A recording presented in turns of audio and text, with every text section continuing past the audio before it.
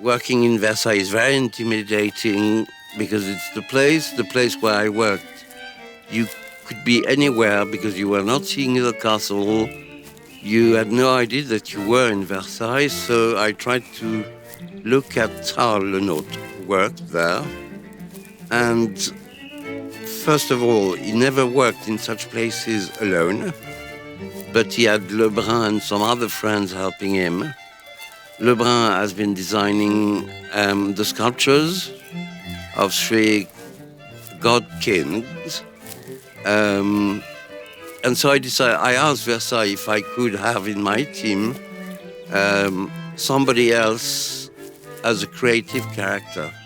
And the idea of dance went through Jean-Michel finding a book written by Raoul Auguste Feuillet, who was le maître de danse de Louis XIV and who was his chief of ballet, I would say. Welcome to Ceci, the podcast where you see what others see.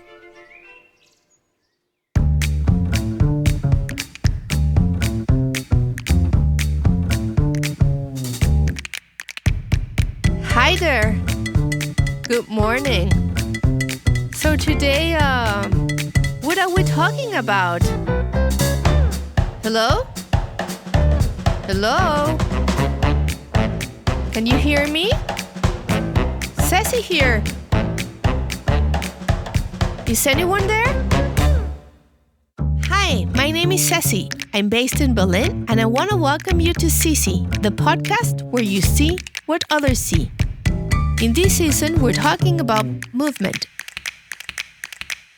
And today, we will talk about how gardens move and how we're moved by them. And guess with whom I'll be talking to. Our guest today is France's greatest living landscape designer, Louis Benech, known worldwide for creating long-lasting and aesthetically pleasing gardens where contemporary architectural settings, historic sites, and natural environments merge. A man of impeccable taste, his ego never steps on the way. His artistry and strong spirit allows his creations to appear as if they had always been a part of the site.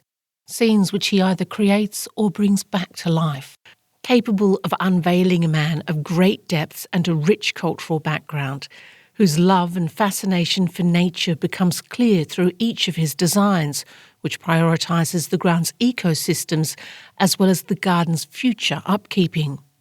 Likewise, his designing and restoring of historic landmark gardens are witness of his deep understanding of history, depicted graciously in the greenery of the Tuileries Gardens, Élysée Gardens and the Quai d'Orsay, and the many gardens of the National Archives in Paris, Coulson in southeast Paris, Pavlovsk Rose Pavilion in St. Petersburg, the gardens of the Achilleon in Corfu, the park at Chaumont-sur-Loire, and the Water Theatre Grove in Versailles, all of which bear Benech's gentle signature.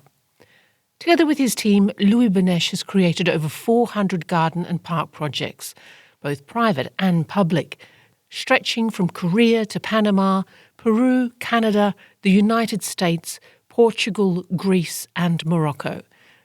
His long list of clients include the late Yves Saint Laurent and, most recently, Diane von Furstenberg, among many international organisations such as Hermès, Axa and Suez. A law graduate, Benech served as a member of the Conseil National des Parcs et Jardins within the French Ministry of Culture between the years of 2007 and 2013. He is co-founder of the Conservatoire de Collection Végétale Spécialisée, a member of the Royal Horticultural Society, a member of the Worshipful Company of Gardeners, as well as of the International Dendrology Society. Winner of the Talent d'Or in 2007 at the Sommet du Luxe et de la Création, and jury president on the 2008 International Garden Festival of Chaumont-sur-Loire, as well as jury member on the Prix Redouté. Monsieur Benech was named honorary artist in 2006 and 2007 for La Source Foundation and was honoured with the Prix de l'Équerre d'Argent for la Cité des Métiers Hermès en Pantin. He's Chevalier of the Légion d'honneur and Chevalier des Arts et des Lettres. Monsieur Benech, welcome. It is an honor, sir, to have you here today. Thank you very much, Ceci. It's a pleasure for me. Thank you very much. A field covered in fogginess, a terrain for exploration, mysterious and exciting, an open door to life, an invitation to dream. Everything in it is movement, and yet it is a stillness which draws us towards it. Dear listener, you guessed, I am referring to a garden. Monsieur Benech, it was through your love to trees and plants that you came to gardening and to landscape architecture. After finishing your law studies, you decided to make a turn and take time off and work at the famed Hillier nurseries in England. Just intuitively, I'm guessing that this adventure began for you much, much earlier. Was this a calling for you? And could you tell us about your awakening to a life surrounded by greenery? It's a difficult answer and simple too. A calling, yes, if you take it in the way that it's a rather kind of spiritual way of life. But it's, I would say that it's the result of where I was born and how my parents brought me in and where. The calling is that I was brought up on an island with no landscapes in some ways, apart from the sea, salt marshes, extremely little trees, and two grandmothers who were really keen gardeners too. So I always paid attention to nature, to birds, stones, butterflies, and plants, and especially trees. And when we were going to France, I was kissing trees as a little child. And I decided extremely early to made my life in forest with trees. And the way life has turned pushed me to do some other studies, but still extremely close to nature, belonging to association of gardeners. And so it never stopped.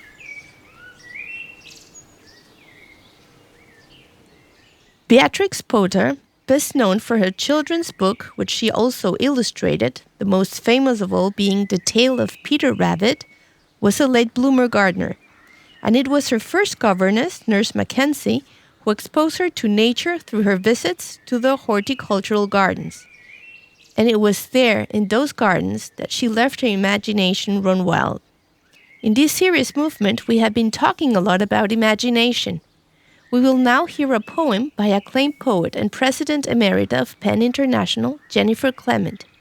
It is a brief and powerful poem in the sense that it induces or at least encourages the listener's use of imagination. Lemon tree.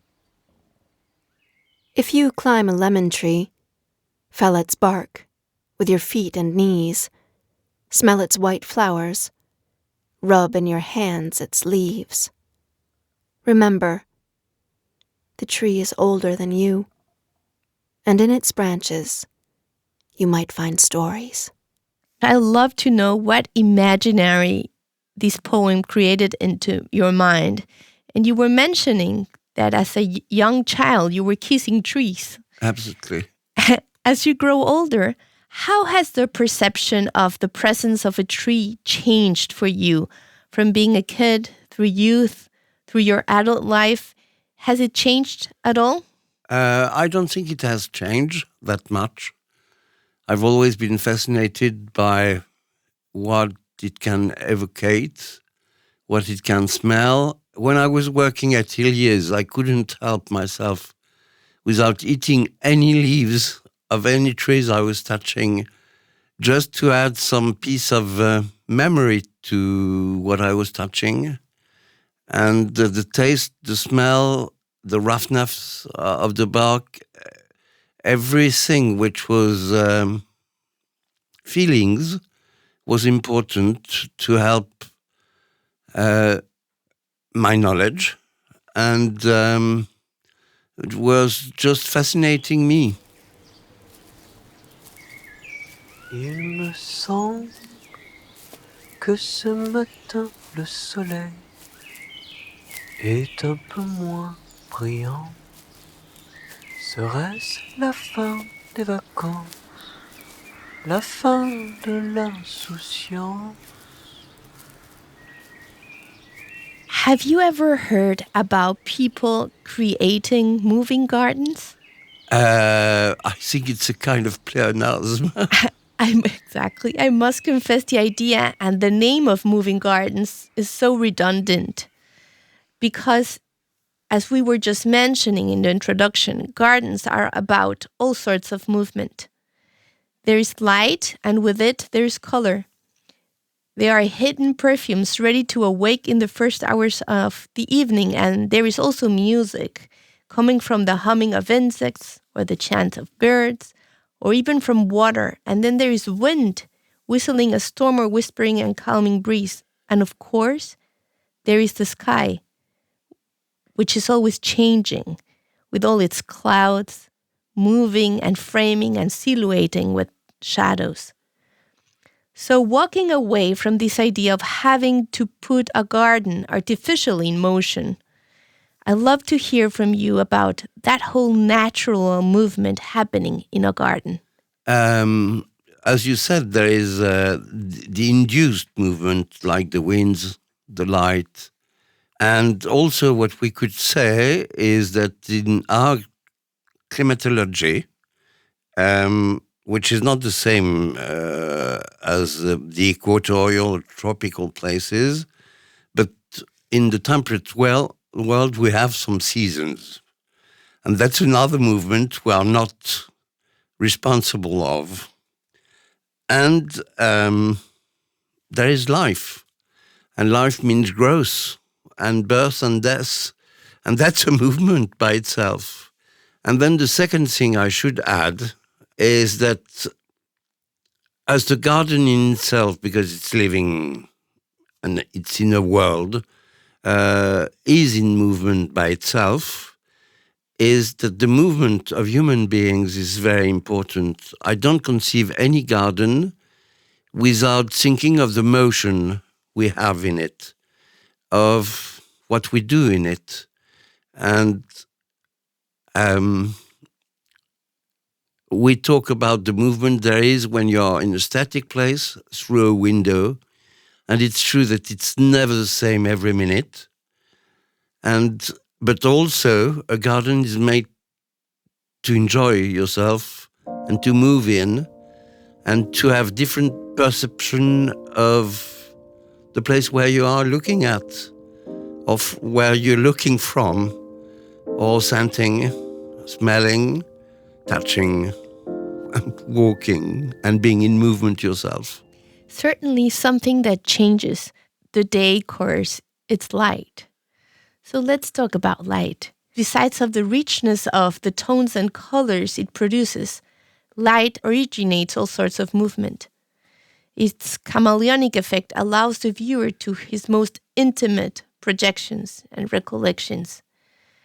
And besides light being essential for trees and plants, what role does light and shadows play in the process of planning and creating a garden? That depends. When you're working in a tiny place in a city, in between buildings where the shadows will be always the same, it's not the same as in an open space. As you know, the light is changing during the day because of night and days. Especially when the space is open, it's true that not from the noon-like, but I play a lot on the length of shades according to if the garden is exposed to early sun or late sun. And playing with grasses, for example, is a pleasure when you know that you will have both suns in the same place, because then you can have the light through and the light on. And I'm creating often some curtains which are going to be seen through or catching the light. And it's true that exposition plays a lot in the way I'm conceiving garden, knowing how to play a bit more obviously with the light. In this game of light, water, of course, plays a major role regarding movement. And some years ago, with the use of sculptures and water, you brought movement and playfulness to the 17th century water theater grove of Versailles. And it was the first time ever that a contemporary design was introduced to this garden, created by Louis XIV's legendary landscaper André Lenôtre. How did this courageous and bold idea of integrating dancing sculptures in Versailles came along? It's not my idea. It's Jean-Michel Atoniel's idea. And I explaining that my project, it was a competition, but funnily enough, I just thought I would redo a water theater. It was what was there historically. And working in Versailles is very intimidating because it's the place where I worked. You could be anywhere because you were not seeing the castle. You had no idea that you were in Versailles. So I tried to look at how Lenôtre worked there. And first of all, he never worked in such places alone, but he had Lebrun and some other friends helping him. Lebrun has been designing the sculptures of three god kings.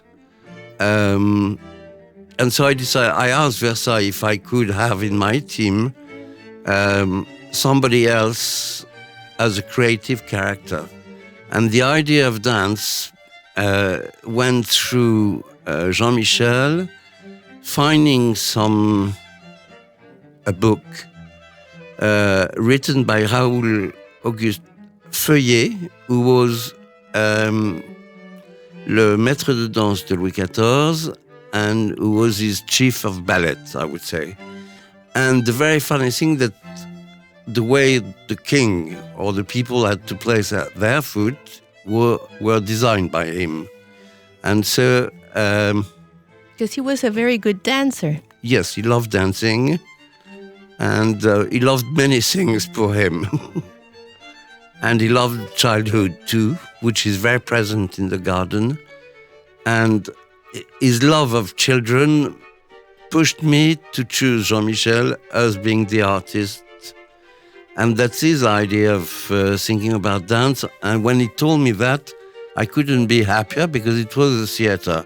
So everything was coherent in the fact of conceiving that place, which was spatially, on the design point of view, which was rather ready when I first started to talk with him. He has been kind enough to place his sculptures where I was wishing them to be placed, because they were all corresponding to historical places without any direct connotation, because those were the center of his jet for his sculptures, where were placed some group d'enfants jouant, playing children's fountains. And so he came back to me saying, I found some design which are very inspiring, and I will do that, and I couldn't be more happy. But so, I'm not responsible of the movement for that. Dance is a movement by itself. His sculptures are static. but the water is moving. And myself, when you said water, what I love in the use of water is the movement of the sky or the clouds, of the light on the water, having a bit of sky on Earth. Lovely. Through a study, Lila Hadani and Josie Jovel from the University of Tel Aviv discovered that, like us, plants are also able to make sounds. And not only that, they found out that when they're stressed or dehydrated or have their steams cut, they also produce other kinds of sounds. Some gardeners sing to their plants and have reported incredible results. Dos gardenias para ti, con ellas quiero decir, te quiero, te adoro, mi vida.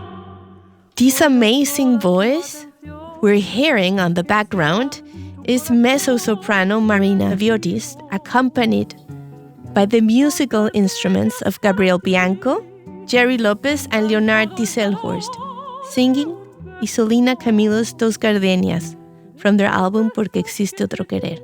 And she, Marina Viotti, left a couple of questions for you, Monsieur. Let's listen. Dear Monsieur Benech, I am Marina Viotti, and my question is, to which point does the sensorial aspect of a garden, such as perfumes, colors, shapes, sounds, influence your work?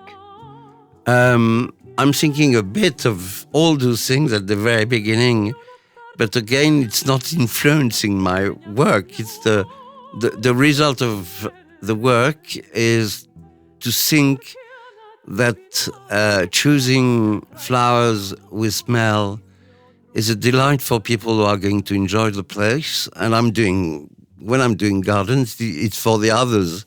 I'm not going to live there forever. And all the senses are evident in a garden, which is a living place. And besides the music produced by the natural elements, such as water, wind, and so on, would you consider music as an interesting plus to one of your creations? That's a very difficult question because the music interferes probably in my head, not for the sounds, but for the way it's composed. And I'm trying to compose a garden a bit like a partition, I would say, knowing that there is things which are going to be slow and low as a sound, and things which are going to be more booming and more noisy in some ways either. But I'm not thinking myself of... I hear things sometimes, but it's through my mind. It's not through the noises produced by the garden itself, but it's through the images.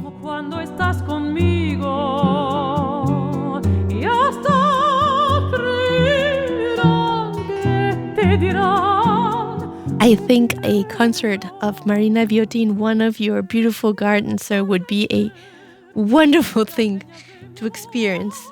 I'm sure too. Your book, Louis Benech, 12 French Gardens, photographed by Eric Sander and accompanied by the beautiful texts by Eric Jansen, not only exposes the wide diversity of your creations, but also the depth of understanding you have for nature, for beauty, and for history and culture. I'm guessing that the fact that good gardening requires patience and being a good observer, that you're not someone that goes with the first impression, that you are sensitive enough to take the time to really meet that person and create a garden, especially for him or for her. I read that when you create a beautiful garden for Yves Saint Laurent, that you were so careful enough to think about his poor side and provided him with a garden full of exquisite scents. Recently, in the small and romantic village of Melidés in Portugal, you created a precious garden for Louboutin Hotel Vermelho. What is it that you take into consideration when planning a private garden for a family or for someone you know very well or even just met? No, it's very funny what you say, because you're mentioning individual persons. And that's the easiest part, because they have some universe, they have some perception default, like when you talked about Yves Saint Laurent not seeing well. And I saw that scents, smells were important to him. And especially, he was a funny client, because that was a garden in a house where he was not coming that often, but at least at regular moment of his life. And the garden, which was planted initially not by me, but was very good in bloom at the end of spring, where he was working madly to prepare his collection. And so he was just coming after the collection, the July one, and the garden was quite atone and without smells and without flowers. And so it's very important to know a timing. Again, that's in a temperate climatology. But if I'm talking about individuals, it's because it's fun to sing when it's a public place, and you try, as far as the command or the orders are little about that, it's fun to try to be in the head of a kid, of an old lady, of any kind of people who will enjoy and walk through the place. And so, but that's very important. And you talked about Christian's place called the Vermelho Hotel. Most of the flowers are red there. I have some very sensual things which are not red by the doors, where people are coming and going out. Beautiful. More and more, and you're mentioning now, so kids and old ladies walking into a garden, how they play a big role in your imagination. Gardens are not seen anymore as a luxury, but as a necessity in terms of well-being. Not only in hospitals, but in general, privately or as public spaces.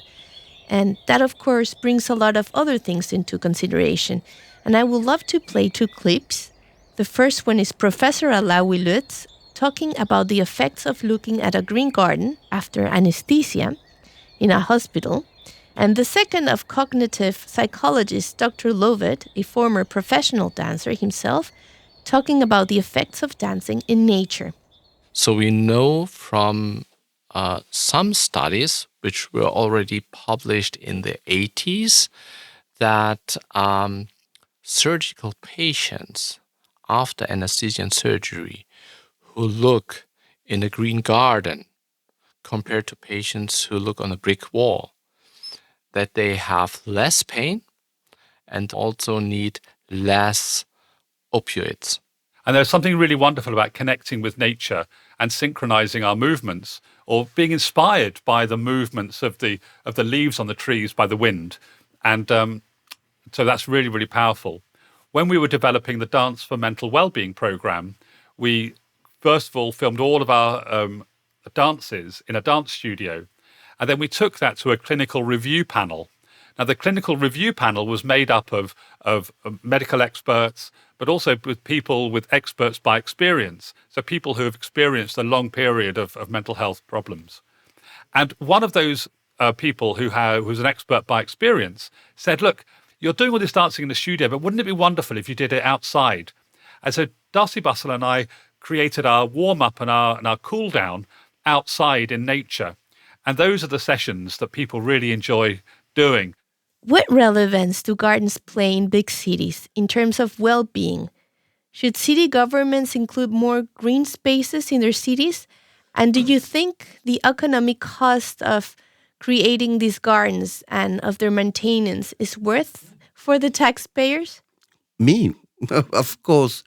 I don't know if it's worth or not, but I'm sure that it brings peace in a rather vibrant world. I mean, for me, it's a necessity, as you said.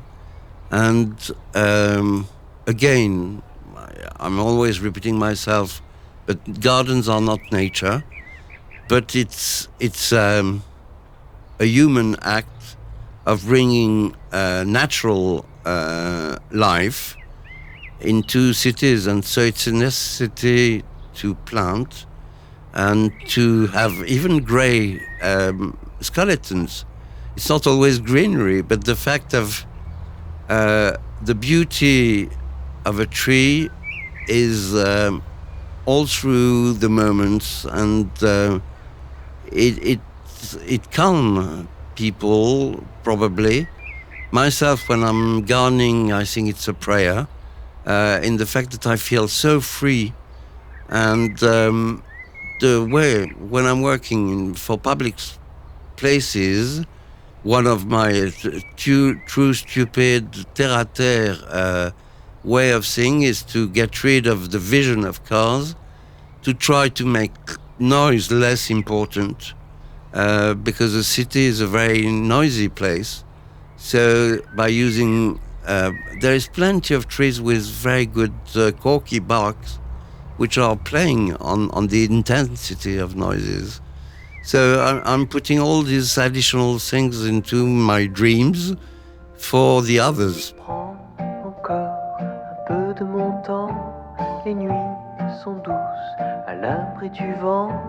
Sur mon hamac, loin du tarmac, je fais durer ces quelques notes d'été. Et toi, sous ton chapeau de paille, tu ris et tu joues avec un éventail te fichant de la fin de l'été. Tu t'impatientes déjà de la rentrée. All of these generations coming together and the exchange that there is in these kind of spaces, real gardens, that gives a special something. Yes, you're talking about different generation. Yes. In a garden, and it's true that it's a playground, first of all, for children. And if parents or grandparents are not there too, where?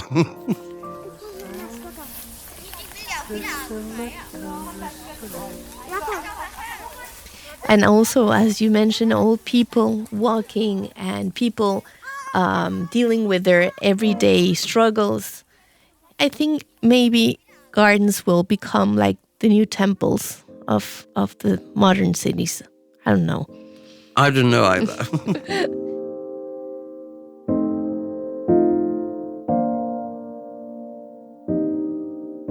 Hi, we would love to hear your comments and learn about what you see.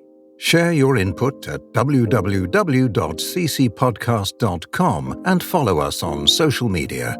Oh, I almost forgot. To accompany us in this season's journey, don't forget to hit the subscribe button. And now let's continue with Ceci.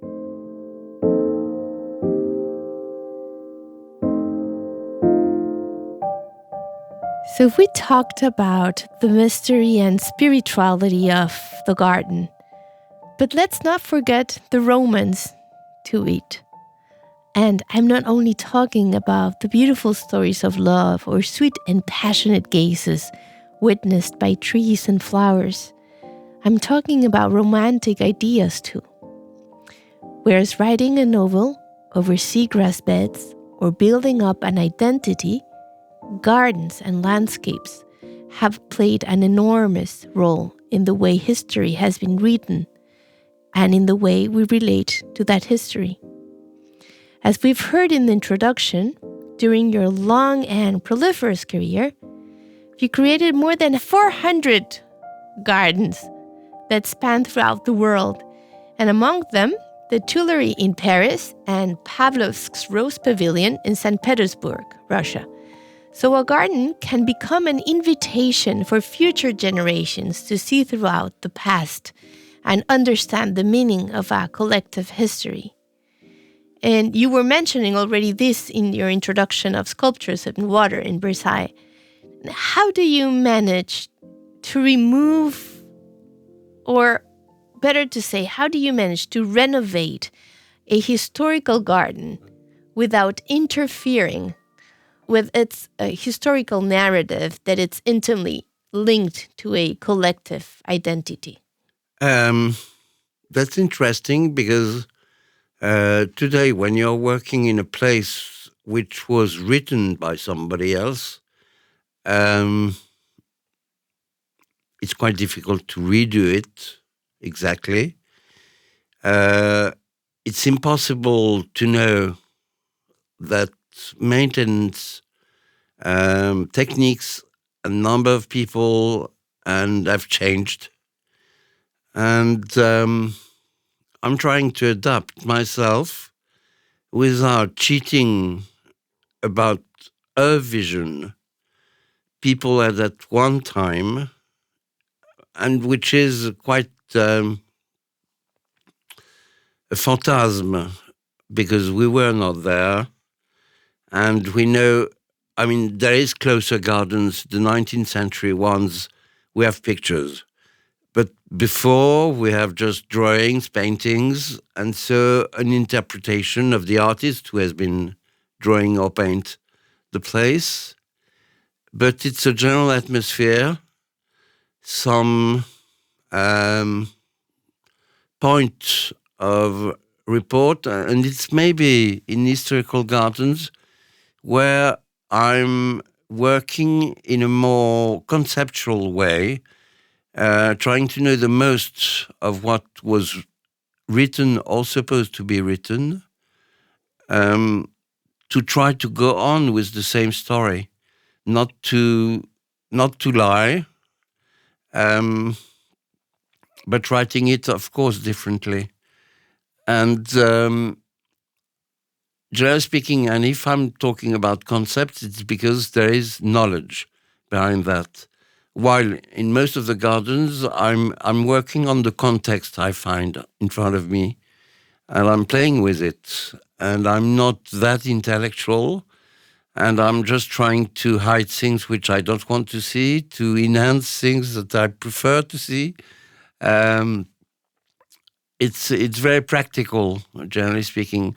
But it's true that in historical gardens, you have to respect what is given to you.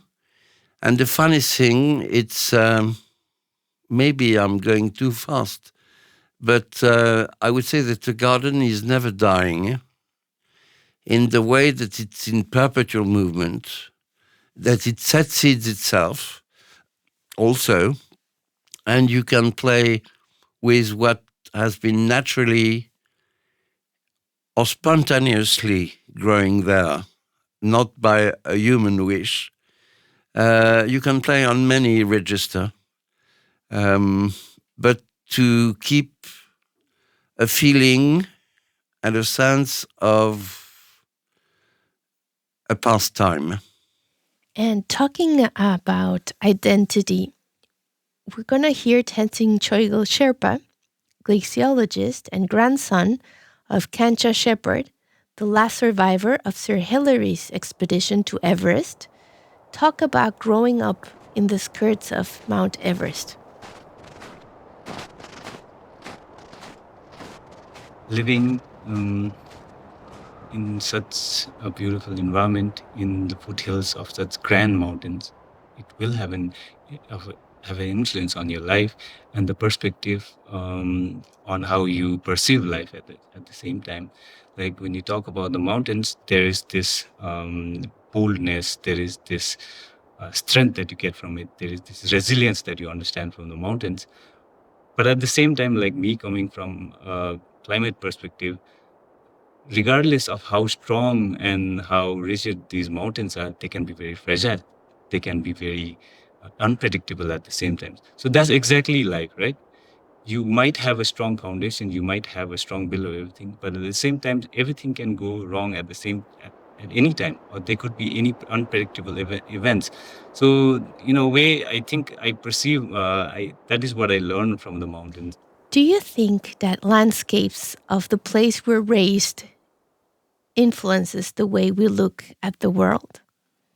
In some ways, yes. If I'm stupidly going to talk about me, and my answer would be no, because being brought up on an island which was very poor, on the greenery point of view, but I had the landscape of the sea. And it's true that I love the sea, and I love its emptiness, its quietness, its roughness, its immensity, and it is probably quite close in some ways as mountains, where you just realize that you're a little thing on Earth. So talking about gardens and continue with identity. So yes, we humans can change land, but the land can also change us, I think, as individuals, as part of a nation. Andrea Wolf, one of my favorite authors, wrote a group of books related to gardens, where she offers us a look to the men who made Britain the center of the botanical world. And this book is called Brother Gardeners. And there's another book called The Founding Gardeners, where the lives of Washington, Jefferson, Madison, and Adams are viewed from their perspective as gardeners, farmers, and plantsmen, and how this perspective influenced the way they projected the nation they founded. In the next set of questions, we will hear some passages of this book, specifically about George Washington's Mount Vernon garden, to which he returned immediately after the war ended, surrendering his commission to Congress, and with this, setting the central principle of the United States of the military being subordinated to civilian rule. The excerpts we're about to hear were recorded by Andrea Wolf herself, especially for you, Monsieur. Thank you. Now returning from war after 8 years of absence, Washington could finally look upon his land. Snow, however, covered his fields and gardens. The cold blanket turned the ground into white canvas, on which only the lines of walls, walkways, and the edges of flower and vegetable beds remained. No color or scent could distract from these outlines. It was a garden ruled by geometry, the landscape of a surveyor's mind, Washington's former profession, tidy and ordered, with patterns imposed on nature's unruly shapes. A straight road led to the house, terminating in the so-called circle, an oval driveway.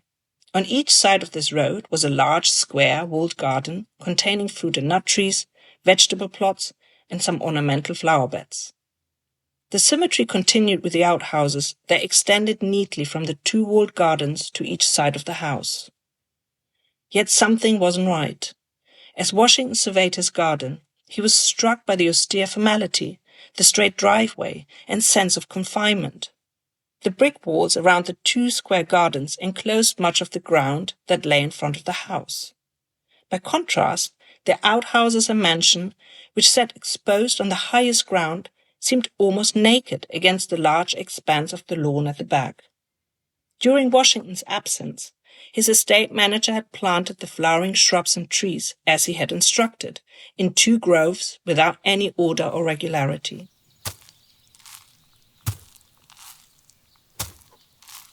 But the young native trees were still not mature enough to have a real impact on the landscape. The gardens around the house were rigid and, as one visitor who had come during the war remarked, barren.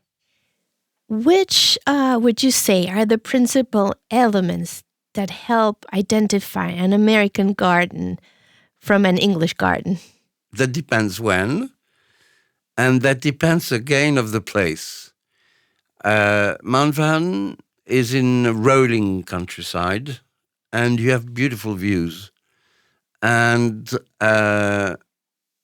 if there were formal things by the house or close to the house, he had views, which is a very British way of a period, mainly directed by Capability Brown, who have been creating on immense territories a sense of landscape.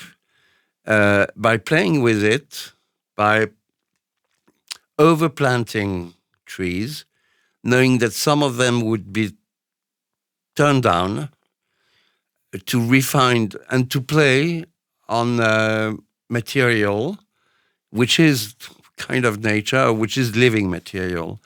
So Capability Brown was planting, just knowing that he would reduce the number of plants at one stage, far in very long distances, but thinking also that he had to find some structural place and bones to a landscape, to direct views, to stop the eye to be walking anywhere. Mm-hmm. You have to focus in some ways. So you have to have first... reference point. Yes, exactly. Closer to you. And I suppose that Washington did roughly the same and was probably not totally happy of what the gardener did while he wasn't there. But then he could play with it by taking off, by pulling two things and just making something wonderful.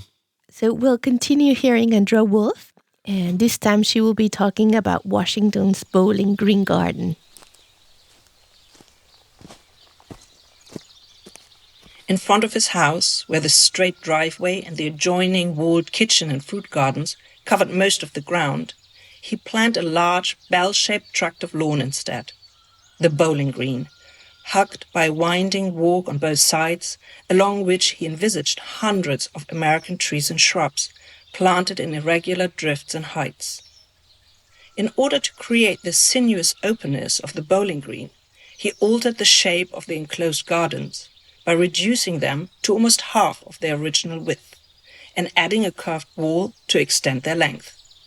With this, Washington would turn the two square gardens that had dominated the front into two slim, bullet-shaped sections at the edge of the central lawn. The walls would disappear behind planted trees and shrubs.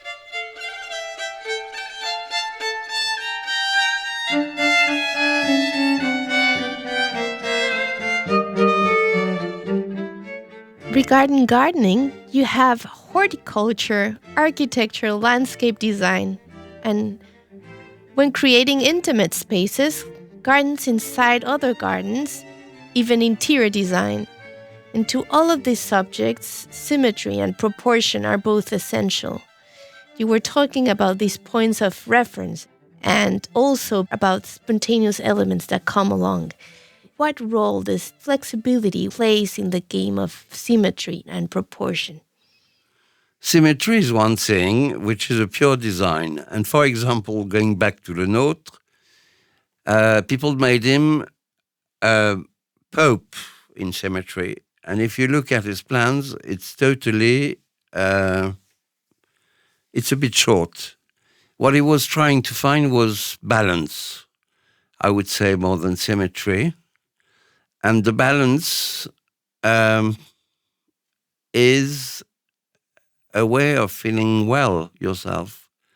It gives you a safe feeling and a balanced feeling. And so, but he always played with existing things.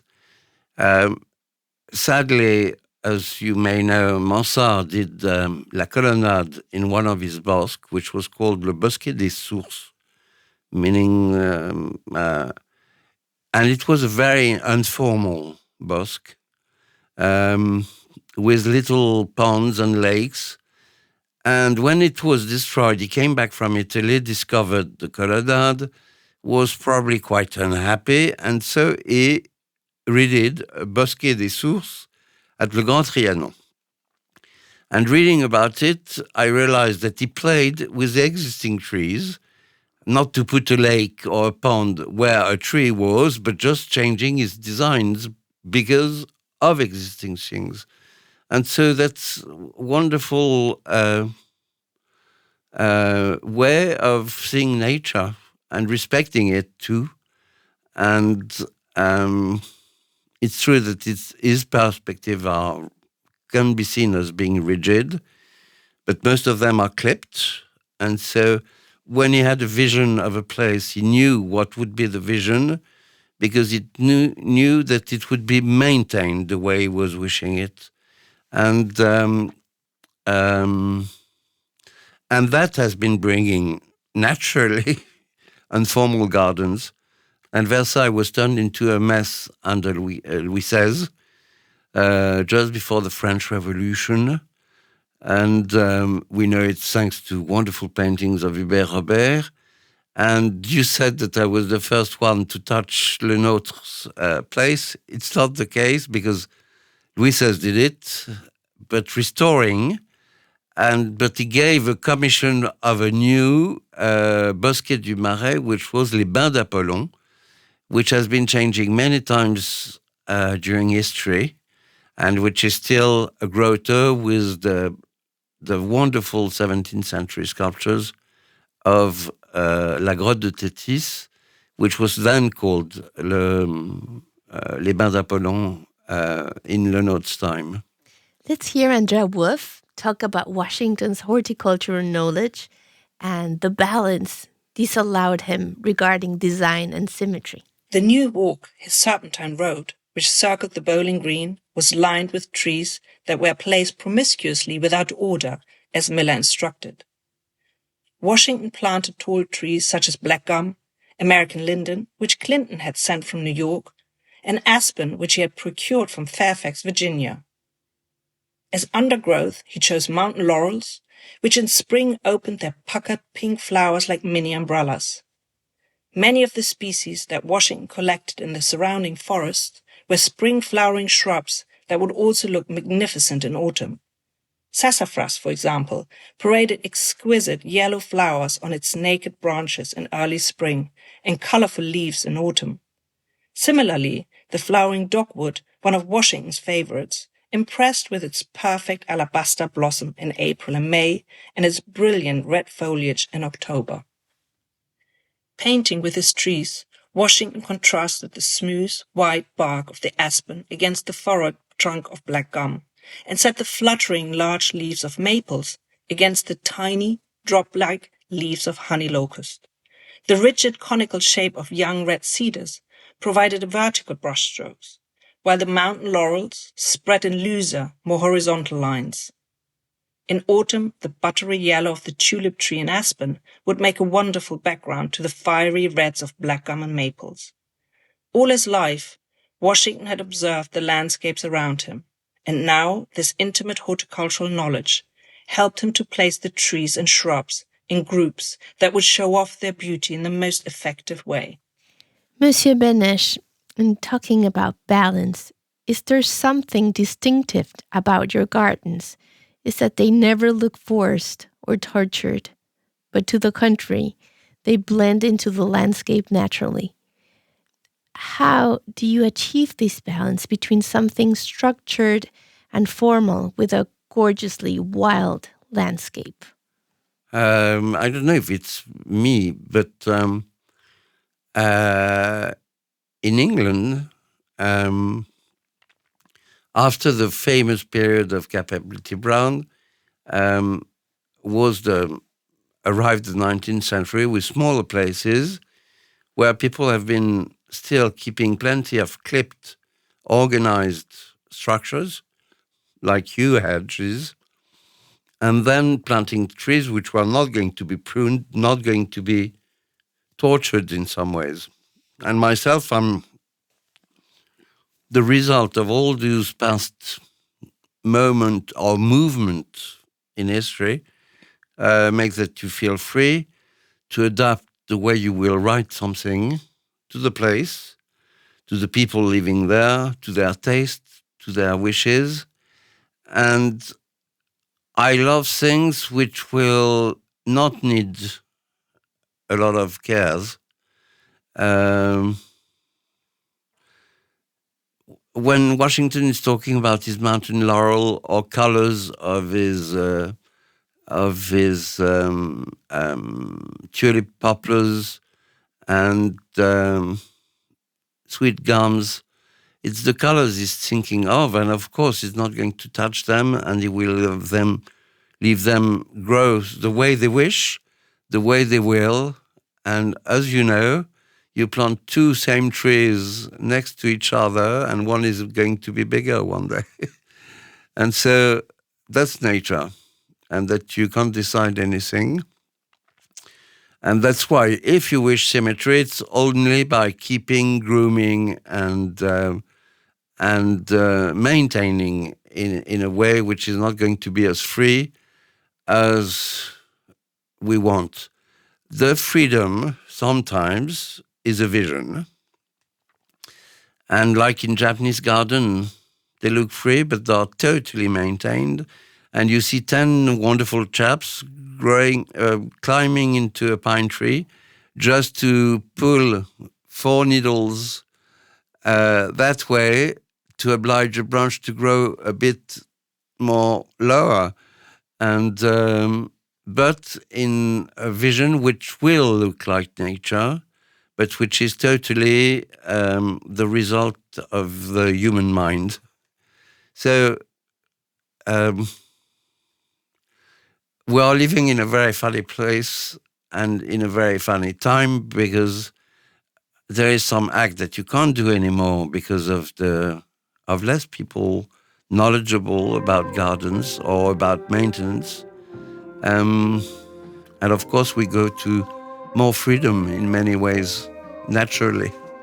And you were mentioning this Japanese garden, so we're going to play a game, and I'm going to name a type of garden, and you are going to tell me spontaneously the first dance, music, or even a song that you think would suit them at best.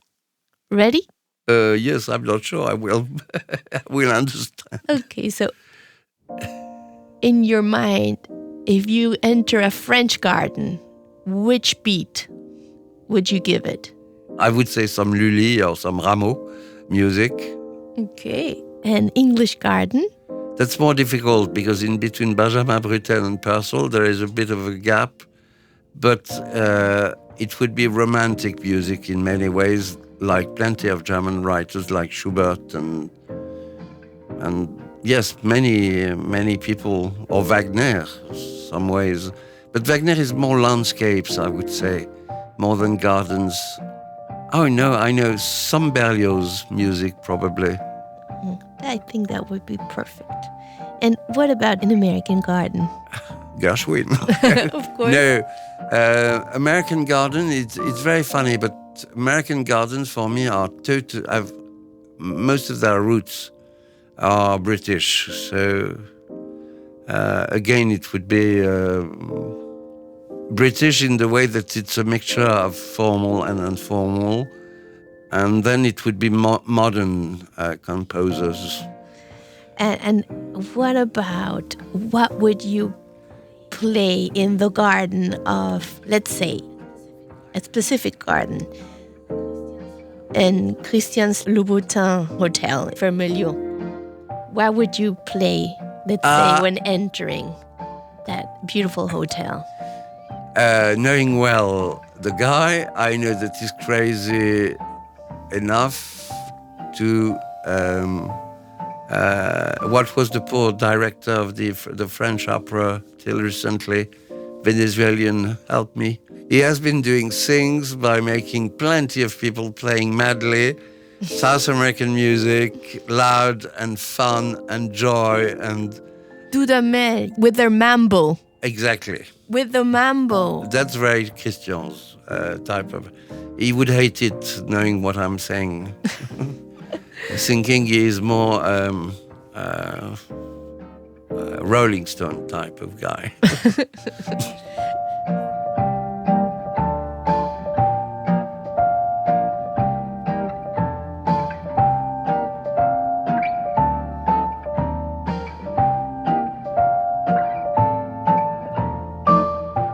So, someone who knew very well about the passing of time through the harvesting seasons, and then having experienced a full rotation of our planet every 90 minutes at a speed of 5 miles or 8 kilometers per second, is José Hernández. José is the son of migrant workers who used to work in the fields following the harvest of the crops, and who dreamed and pursued the dream of becoming an astronaut. And he did. His story is not only a story of success, but resilience, courage, and perseverance. Let's hear former astronaut and farmer Jose Hernandez on his take on time. Well, my take on time is, number one, you can't cheat time. Time is time. Time's going to come and go, and you're going to come and go with it. So there's no sense wasting energy in trying to delay time, delay the inevitable. Because we all have a certain amount of time here on this precious earth of ours. And this is where I always tell folks that it's great to set goals for yourself. But if you're not enjoying the journey towards achieving that goal, my argument is you probably picked the wrong goal. Because it's about 90% of your time and effort is the journey to reaching that goal. I came full circle in my life. There's a saying, you can take the kid out of the farm, but you can't take the farm out of the kid. And so I came full circle, and when I had the chance to buy a vineyard and go work, to me it's the astronaut farmer. Movement in our garden is very perceivable through seasonal changes, and even if some of these movements are very noticeable, it is through sunrises and sunsets that gardens continuously expose us to life, its cycles, to death and renewal. In your case, what does gardens have taught you about life and death? Their capability of rebirth, as I was telling you, sort of resurrection. And it's touching me because it's something which is largely superior to human beings and to human mind, because there are cycles. I mean, there are things which are under our control, which are not under our control, and so which are stronger than you. And that's the way I see what they give me. It gives you humility. Monsieur Benech, thank you very much for the time you granted us today, for this lovely interview and the depth of your answers and knowledge. It was a real pleasure. Thank you very much, Ceci. I would love to close now with a wonderful interpretation of Historia de un Amor from Carlos Eleta Almaran in voice of Marina Viotti, accompanied by Gabriel Bianco. Thank you to our listeners wherever you are for having allowed us to share time with you. Shall you be interested in learning about Louis Benech's projects or would like to contact him, please visit him at www.louisbenech.com and take a look at this episode's description too. Thank you. We'll see you next time. Bye-bye.